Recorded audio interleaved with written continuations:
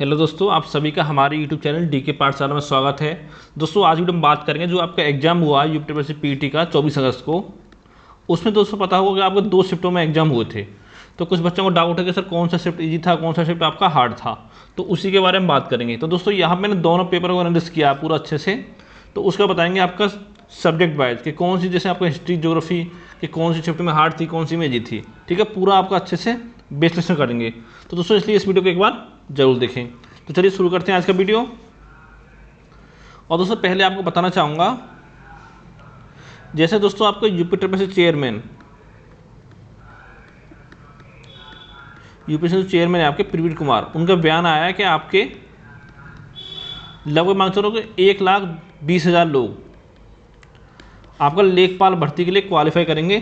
ठीक है, यानी जो ऊपर के आपके 1,20,000 बच्चे हैं उनका केवल आपका लेखपाल के लिए कॉल आएगा, वो लेखपाल का फॉर्म आपका भर सकते हैं और एग्जाम दे सकते हैं। ठीक है, तो आपको बताई दिया कट ऑफ कितनी जा सकती है, ऊपर लिंक मिल जाएगा, वहाँ पे जाकर आप चेक कर सकते हो। पहले वीडियो बना हुआ कट ऑफ ऊपर कितनी कट ऑफ आपकी जा सकती है कैटेगरी वाइज। और दोस्तों अगर आप लेखपाल की फ्री तैयारी करना चाहते हैं तो हमारे चैनल को सब्सक्राइब जरूर कर लें, कि दोस्तों 1-2 दिन में आपकी क्लास स्टार्ट कर दी जाएंगी, जहाँ पर आपको गणित, हिंदी, जीके और आपको ग्राम विकास पूरा कंप्यूटर पर पढ़ाया जाएगा। और साथ ही दोस्तों आपको फ्री PDF नोट्स भी प्रोवाइड कराए जाएंगे। ठीक है, आपसे एक भी पैसा आपसे नहीं लिया जाएगा। आप दोस्तों आपको पेपर देखते हैं आपका। पहले दोस्तों बात करेंगे आपका इतिहास की। आपको पता होगा इतिहास की यहाँ पे दोस्तों आपके 10 क्वेश्चन पूछे गए थे, यानी 10 नंबर के। ठीक है, अगर बात करें दोनों शिफ्ट में तो दोस्तों लेवल जो था दोनों शिफ्टों का लगभग आपका सेम लेवल था इतिहास का। ना तो आपका शिफ्ट 1 हार्ड थी, ना आपकी शिफ्ट 2 हार्ड थी। वैसे देखा जाता है इजी टू मॉडरेट लेवल था आपका। 2-3 क्वेश्चन थोड़ा आपके हार्ड कह सकते हो और बाकी सारे क्वेश्चन आपके आसान थे। ठीक है, इतिहास में। और बात करें दोस्तों भूगोल की, तो दोस्तों यहाँ पे आपके 5 क्वेश्चन पूछे गए थे दोनों शिफ्टों में। ठीक है, जो शिफ्ट 1 थी दोस्तों वो आपकी इजी थी, और दोस्तों जो शिफ्ट 2 थी वो थोड़ी सी हार्ड थी, ज़्यादा नहीं, थोड़ी सी शिफ्ट 1 की तुलना में। तो दोस्तों यहाँ पे आपके ऐसे क्वेश्चन पूछे गए थे कि माउंट एवरेस्ट पर प्रथम बार चढ़ाई कब की गई थी, कौन सन में की गई। तो दोस्तों ऐसे जो आपका सन वगैरह पूछता है, ये थोड़े क्वेश्चन आपके थोड़े डिफिकल्ट हो जाते हैं, क्योंकि इस जो ऐसे क्वेश्चन होते हैं बच्चे इन क्वेश्चन में ज़्यादा ध्यान देते नहीं हैं।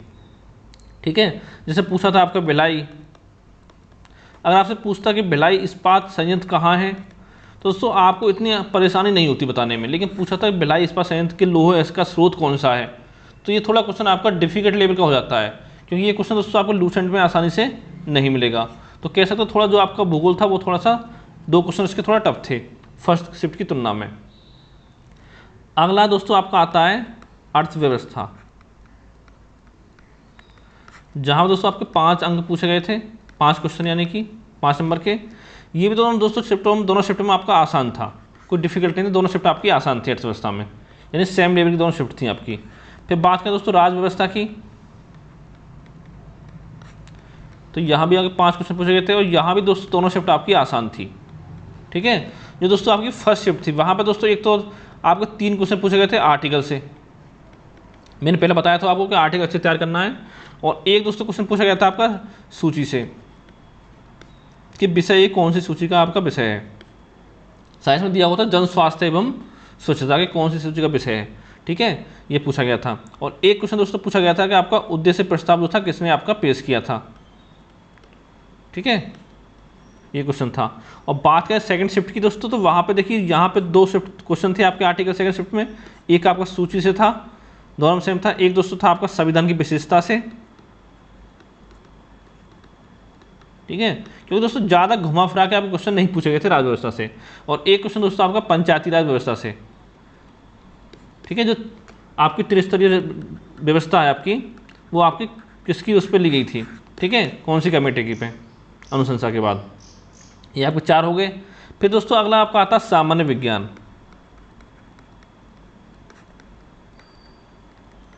यहाँ पे दोस्तों आपके 5 क्वेश्चन थे 5 अंक के। ठीक है, ये दोनों शिफ्ट में दोस्तों आपका आसान पूछा गया था, इजी था दोनों शिफ्टों में, ज़्यादा टफ नहीं था आपका। ठीक है, आप आराम से 4 क्वेश्चन कर लोगे इसमें से। इसके बाद दोस्तों अगला आपका आता है गणित, यहाँ 5 अंक थे।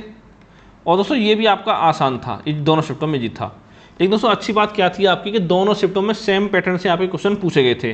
जैसे अगर बात करें दोस्तों 3-3 क्वेश्चन पूछे गए थे आपके सिंप्लीफिकेशन से, 5 में से दोनों ही शिफ्टों में। जहाँ पे थोड़ी सी आपको कैलकुलेशन करनी थी और कुछ नहीं करना था। एक क्वेश्चन दोस्तों था आपका परसेंटेज थे दोनों शिफ्टों में, और दोस्तों एक क्वेश्चन था आपका एवरेज से।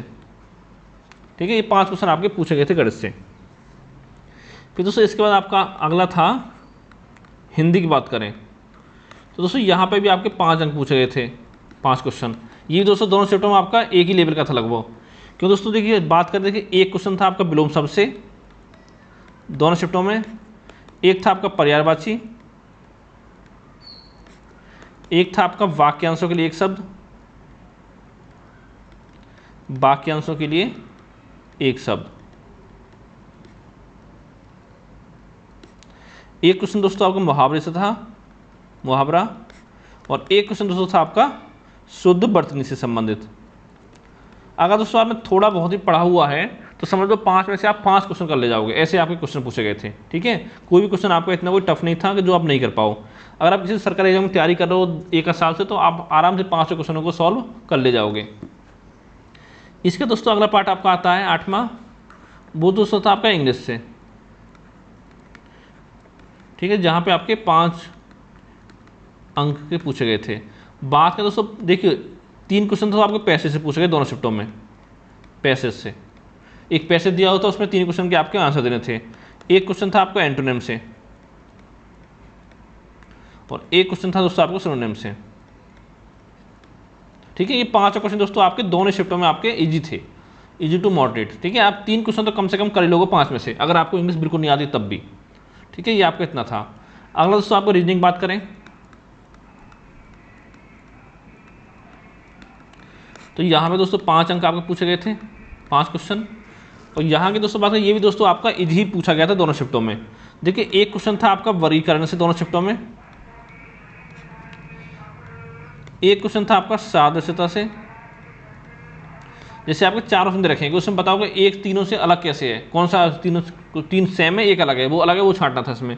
और इसमें दोस्तों जैसे आपका अनुपात दे रखा था कि इसका संबंध इस दूसरे से है, तो तीसरे संबंध आपका किससे होगा, इस तरह से आपके क्वेश्चन थे।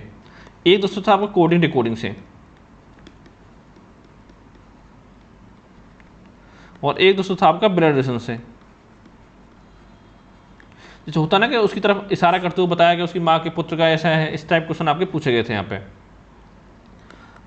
अगर दोस्तों आप करंट अफेयर की बात करते हैं तो यहाँ पे 10 क्वेश्चन पूछे गए थे आपके। तो दोस्तों 5-6 क्वेश्चन तो आपके ठीक ठाक थे दोनों शिफ्टों में। ठीक है, 2 से 3 क्वेश्चन थोड़ा आपके टफ कह सकते हो, उनको हार्ड कह सकते हो। दोनों शिफ्टों में 2-3 क्वेश्चन ऐसे थे, आपको थोड़ा अगर डीपली पढ़ा होगा आपने तभी आप उनको कर पाओगे करंट अफेयर में। ठीक है, ये आपका इतना था, तो ये लेवल सेम था आपका। फिर दोस्तों आपका आता है स्ट्रेटेजी के, जहाँ भी आपके 10 क्वेश्चन पूछे गए थे। ये दोस्तों आपका लगभग सेम लेवल का था, 1-2 क्वेश्चन आपके टफ थे दोनों शिफ्टों में, और बाकी आप ठीक ठाक क्वेश्चन थे आपके। ठीक है, ये आपको इतना हो गया। फिर दोस्तों आपका था गद्यांश, हिंदी गद्यांश, जहाँ पे आपके 10 क्वेश्चन पूछे गए थे। अगर दोस्तों आपने हाई स्कूल या इंटर हिंदी मीडियम से किया हो, यूपी बोर्ड से किया हो, तो ये मान चलो अगर आपने उसके बाद कुछ नहीं पढ़ा हो तो 7 से 8 क्वेश्चन तो आप आराम से इसको सॉल्व कर लोगे हिंदी गद्यांश में दोनों शिफ्टों में। ऐसे आपके क्वेश्चन पूछे गए थे। ठीक है, फिर दोस्तों मेन जो आपका आता है DI, जहाँ पे आपके 20 क्वेश्चन थे दोनों शिफ्टों में। ठीक है, ये दोस्तों थोड़ा आपका कैलकुलेटिव था, लेकिन दोस्तों इतना आपके पास समय था कि अगर आपने थोड़ा टाइम ज़्यादा लगा दिया क्वेश्चन में तो भी दोस्तों आप पूरा पेपर, अगर आपको आता है तो पूरा पेपर आप अटैम्प्ट कर सकते हो। क्यों दोस्तों, जो आपका रीजनिंग था उसमें ज़्यादा टाइम आपको नहीं लगा होगा, मैथ में टाइम लगा होगा, टाइम थोड़ा आपको यहीं पे लगा होगा DI में, या थोड़ा आपका हिंदी गद्यांश में लगा होगा। ठीक है, तो आप आराम से 2 घंटे में पेपर अपना सॉल्व कर सकते थे। तो दोस्तों बताएंगे इसमें किस तरह से आप क्वेश्चन पूछे गए थे। अगर बात करें फर्स्ट शिफ्ट की, जहाँ भी लेवल आपको सेम था, एक क्वेश्चन दोस्तों आपका आया था लाइन ग्राफ से। ठीक है, एक दोस्तों था आपका बार ग्राफ से। इन 5 क्वेश्चन थे बार ग्राफ से, 5 लाइन से। और दोस्तों आपका 10 क्वेश्चन थे आपके, 2 DI थे आपके टेबल ग्राफ से। ठीक है, जो दोस्तों लाइन ग्राफ था उसमें क्या दे रखा था आपका, छात्रों का कुछ दे रखा था, अंकों का अनुपात दे रखा था, इतिहास के, हिस्ट्री और ज्योग्राफी के। ठीक है, लेकिन दोस्तों दिक्कत क्या आ रही थी, कुछ बच्चों को इस क्वेश्चन को समझने में प्रॉब्लम आई थी। समझने प्रॉब्लम क्यों आई थी दोस्तों, यहाँ पे जैसे अनुपात दे रखा आपका 0.35। ठीक है, मान क्लास 1 का, कक्षा 1 के स्टूडेंट का। ठीक है, तो उसमें बच्चों को समझ में आ रहा है कि इसमें हिस्ट्री का ये रहा है, ज्योग्राफी कहाँ है। तो आपको कुछ नहीं करना था, देखिए जो दे रखा है आपका उसमें क्या करना, 0.35 यहाँ से पॉइंट हटा लो तो नीचे आपको 100 आ जाएगा। तो देखिए आपका हिस्ट्री का हो गया या आपका ज्योग्राफी का हो गया, इतना बस आपको करना था। अगर आपको ये पैटर्न समझ में आ गया होगा इसका, तो दोस्तों आपने 5 क्वेश्चन आराम से कर दिए होंगे इसके। अगर इसको नहीं आया होगा तो दोस्तों वो एक भी क्वेश्चन सॉल्व नहीं कर पाया होगा। ठीक है, अगला दोस्तों बार ग्राफ था। यहाँ पर दोस्तों अब कच्चे ऊन का उत्पादन दे रखा था, कच्चे ऊन का उत्पादन, कुछ वर्ष दे रखी थी आपकी 7-8, उसमें कच्चे ऊन का उत्पादन दे रखा था, उस पर आधारित आपके 5 क्वेश्चन पूछे गए थे। अगर दोस्तों बात करें टेबल की, तो एक क्वेश्चन दोस्तों यानी 5 क्वेश्चन थे आपके डीआई के शेयर ब्रोकर से संबंधित, कि आपके खाते खुले हुए हैं कुछ महीनों में शेयर ब्रोकर्स ने, वो आपके इस टाइप के क्वेश्चन थे।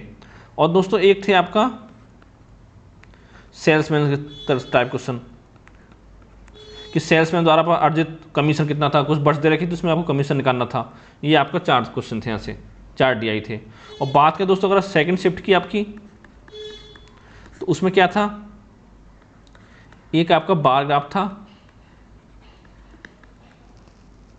ठीक है, उसमें दोस्तों आपको कुछ कंपनी दे रही, कंपनी का कुछ वर्षों में आपका दे रखा था, कंपनी कुछ वर्षों में उनका आपका आयात दे रखा था। ठीक है, उसमें से आपको क्वेश्चन छांटने थे। दूसरा दोस्तों था आपका 2 क्वेश्चन थे टेबल से, यानी 2 डीआई। एक में दोस्तों क्या था, आपका कुछ व्यक्ति दे रखे थे, ठीक है, वहाँ पे दिन दे रखे थे और वस्तुओं की बिक्री कर रहे थे, वो कुछ वस्तुओं की बिक्री, उस पर आधारित आपके 5 क्वेश्चन थे। ठीक है, और एक जो आपका टेबल ग्राफ था वो दोस्तों था आपका कि कुछ वर्ष दे रखे थे, उसमें फसलों का उत्पादन दे रखा था, जैसे बाजरा हो गया, गेहूँ हो गया।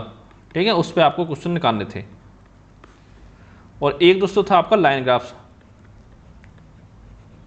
ठीक है, डीआई जो था, इसमें दोस्तों आपको विभिन्न वर्षों में आपका सीमेंट का उत्पादन दे रखा था, उसमें से आपको 5 क्वेश्चनों के आंसर देने थे। तो दोस्तों कुल मिलाकर ये आपका जो था थोड़ा कैलकुलेटिव था, वैसे थोड़ा इतना डिफिकल्ट आपका नहीं था कि जो आप नहीं कर पाओ। ठीक है, अगर आप एसएससी की तैयारी कर रहे हो या फिर उससे पहले आपने यूपीएससी पेपर दिए हो तो आप आराम से कर ले जाओगे, 20 में से मांग 15-16 क्वेश्चन तो आप कर लोगे लगभग। ठीक है, अगर दोस्तों ओवरऑल बात करें, अब दोस्तों दोनों शिफ्टों को हमने एनालिसिस कर लिया पूरा कि कौन सी शिफ्ट आपकी टफ थी। अगर दोस्तों देखा जाए कुल मिला के, तो जो आपकी शिफ्ट सेकंड थी वो थोड़ी टफ थी, आपकी हार्ड थी, लेकिन दोस्तों ज़्यादा हार्ड नहीं थी, मुश्किल से आपको 19-20 का फ़र्क था दोनों शिफ्टों में। अब देखिए आप ये जान लीजिए कि पहली शिफ्ट का पेपर पहले हुआ, ठीक है, तो उनको थोड़ा फ़ायदा मिल जाता है इस चीज़ का, जिसका पेपर पहले होता है, इसका आपका सेकंड शिफ्ट में था। ठीक है, तो दोस्तों देखा जाए तो आपके दोनों शिफ्ट लगभग आपकी बराबर कह सकते हो, थोड़ी हार्ड थी मानता सेकंड शिफ्ट, लेकिन दोनों को आपका बराबर रखा जाएगा। तो दोस्तों यहाँ पे आपका नॉर्मलाइजेशन जो होगा उसमें किसी भी शिफ्ट को कुछ ज़्यादा आपको फ़र्क नहीं पड़ेगा। अगर फ़र्क पड़ा तो 1-2 नंबर का फ़र्क पड़ सकता है नॉर्मलाइजेशन में, बस उससे ज़्यादा फ़र्क नहीं पड़ेगा, क्योंकि दोस्तों जो लेवल था आपका लगभग बराबर था। और दोनों शिफ्ट में दोस्तों आपका पेपर जो आपका सेम लेवल का बनाया गया था लगभग। अगर दोस्तों आपको 10-20 शिफ्ट में होता तो पेपर वहाँ दिक्कत आ जाती है बच्चों को, क्योंकि देखो कुछ शिफ्ट आपकी ईजी होती है, कुछ हार्ड होती है, जैसे आपका एनटीपीसी एग्जाम हो गया या ग्रुप डी होगा, ठीक है, आपका एसएससी के एग्जाम हो गए, वहाँ पे आपको ज़्यादा शिफ्टों में एग्जाम होता है, तो इसलिए यहाँ दिक्कत आती है। यहाँ पे 2 शिफ्ट में एग्जाम था, तो दोस्तों दोनों पैटर्न जिसने बनाए थे आपके बहुत ही अच्छी तरह से बनाया हुआ थे आपके क्वेश्चन। ठीक है, लगभग लेवल आपके सबके सेम थे।